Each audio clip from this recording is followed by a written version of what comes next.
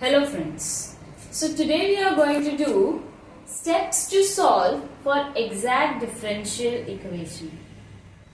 So let's start. सबसे पहला step होता है, नाउ हम ये स्टेप्स क्यों कर रहे हैं, ताकि हमें बहुत इजी हो सॉल्व करने के लिए. अगर ये स्टेप्स माइंड में रहेंगे तो हम कोई भी क्वेश्चन को इजीली सॉल्व कर सकते हैं. एंड स्टेप्स के भी मार्क्स होते हैं, तो हमें पूरा आए ना आए कुछ मार्क्स तो हमारे पास हो ही जाएगा, अरेंज हो ही जाएगा हमारा. तो फर्स्ट स्टेप इज, हमें कोई भी गिवन इक्वेशन को mdx plus mdy is equal to 0 इस फॉर्म में कन्वर्ट करना है. एक बार हमने mdx plus mdy is equal to 0 इस फॉर्म में कन्वर्ट करने के बाद कर लिया, तो हमें m पता चल जाएगा. m वो पार्ट होता है जो dx के साथ आता है, और हमें n पता चल जाएगा, n वो पार्ट होता है जो dy के साथ आता है. सेकेंड स्टेप हमारा ये रहेगा कि हम m को अलग से लिखें, मतलब to find m and n. That is, हमने ऊपर से n जो फाइंड किया उसको एक स्टेप में लिखेंगे और n को भी उसी स्टेप में लिखेंगे.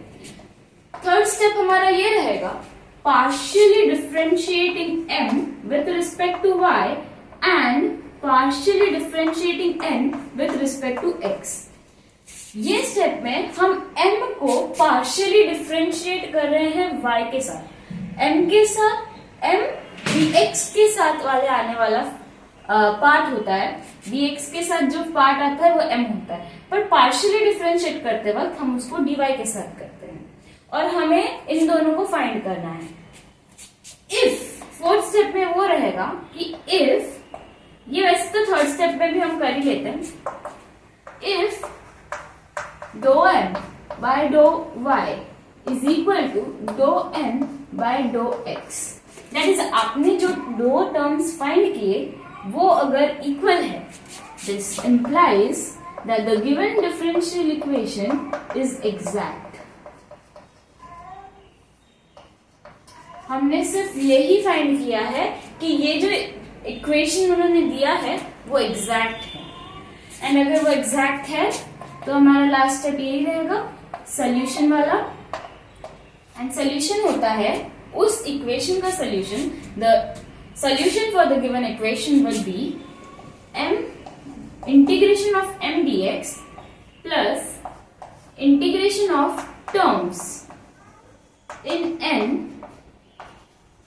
free from x dy is equal to c, or integration of n dy plus integration of terms in m free from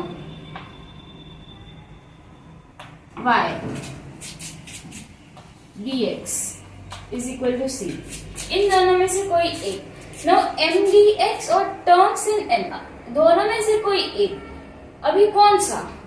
वो वाला जिसका इंटीग्रेशन हमें आता हो. सुनिए, जैसे कि m, अगर हमें m का इंटीग्रेशन आता है तो हम ये वाला फॉर्मूला यूज करेंगे. अगर हमें n का इंटीग्रेशन आता है तो हम दूसरा वाला फॉर्मूला यूज करेंगे. अगर आपको m का आता है और आपने ये वाला चूज किया तो n वाले पार्ट में से x वाले पार्ट को इरेडिकेट करना है.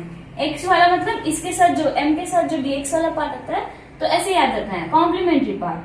n में x वाला पार्ट को इरेडिकेट करना है. जितने भी x वाले टर्म्स है उसको हम डिस्कार्ड करेंगे. तो वैसे तो नॉर्मली बचता है y और कांस्टेंट वाला पार्ट, तो उनको ही इंटीग्रेट करना है.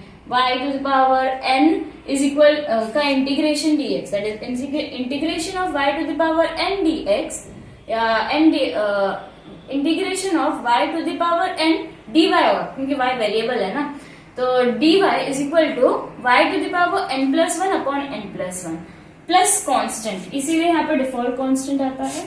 और वैसे ही आपको थोड़ा ध्यान देना है कि अगर ये यहाँ पर dx है तो इंटीग्रेशन x के टर्म में हो रहा है, तो यहाँ पर y कांस्टेंट हो जाएगा.